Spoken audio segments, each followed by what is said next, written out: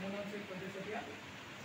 আজি ৭৫তম স্বাধীনতা দিৱস উপলক্ষে আয়োজিত অৱস্থিত সন্মানীয় অধ্যক্ষ মহোদয়, প্ৰমুখ্য সন্মানীয় শিক্ষাগুৰুসকল আৰু লগতে মোৰ সহপাঠী। আজি আপোনালোকৰ সন্মুখত মই এটা দেশপ্ৰেমমূলক কবিতা আবৃত্তি কৰিবলৈ লৈছোঁ। মদধৰ চলিহাৰ দ্বাৰা ৰচিত। দেশপ্ৰেম। ধৰণে জনমকে এই মৰতত তিৰাময় কৰি তাই হিয়া, এই মোৰ জন্ম হৈ বুলি মনে মনে এবাৰো যি কোৱা নাই কিয়া।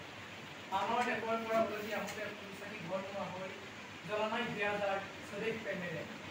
আছেনে কোনোবা এনেও আছে যদি এনে কোনোবা এনে তাত চিনি থকা তাক ভালে গৈ তাৰ বাবে গাৰে বৰ উচ্ছাস কৰি মুঠে তাৰ গান গাবলৈ থাকক থাকিলে তাৰ ডাঙৰ পাৰি জগতত কথা পতা নাম, থাকক থাকিলে তাৰ বিভূতি বৈভৱ বাসনাই ঢুকি পৰা মান। কিন্তু এনে স্বাৰ্থপৰ দূৰ টপলীয়া নাপাই খ্যাতি জনমত দুগুণ মৰম ভুগি ভুলি মন মিলি যাব ধৰি ৰ'ব। তাৰ বাবে কেৱে নতুকে চকুলো কেৱে নকৰে সন্মান, কবিয়ে কবিতা ৰচি নকৰে কেতিয়াও তাৰ